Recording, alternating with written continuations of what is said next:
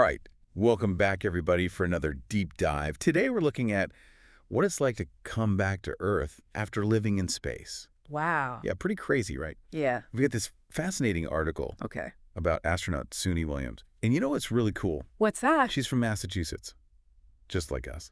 No kidding. Yeah, so Hometown hero. yeah, local girl, done good, right? Mhm. But she describes coming back to Earth's gravity. Like she actually had to remember how to walk. Oh, wow. Isn't that wild? That's incredible. It really makes you think, doesn't it?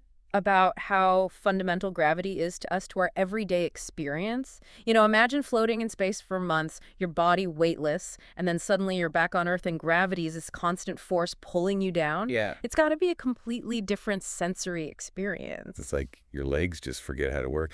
And the article even talks about how even though she was in peak physical condition, she had to rebuild her strength and coordination. Yeah, it's true. In zero gravity, our bodies kind of adapt, right? Right. So muscles, especially the ones we use for walking and standing, they aren't working against gravity. So they start to atrophy. I mean, they actually shrink and weaken. Sometimes they lose, get this, up to 20% of their mass. 10%. Yeah, and it's not just muscle. Bones also weaken because they're not bearing weight. So even basic things like standing upright must be a challenge. Absolutely. Absolutely. And then there's the whole sensory aspect of it, too. Oh, right. You know, we're constantly getting feedback from our feet, feeling the pressure of the ground. It's all part of how we balance. In space, that's gone. It's just not there. So astronauts often describe feeling disoriented and clumsy when they first come back. Their brains basically have to relearn how to process all that information and coordinate movement. It's wild, right? I mean, you think about walking, it feels so natural. Mm-hmm.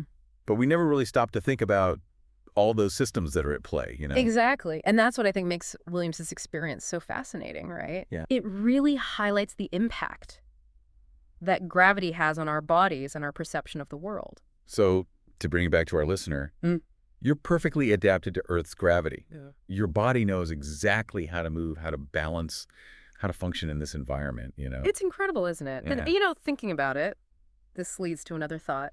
What about future missions to Mars? Oh, right. Where the gravity's like, what, 38% of Earth's? Can you imagine? Astronauts are going to have to adapt yet again after spending all that time in space.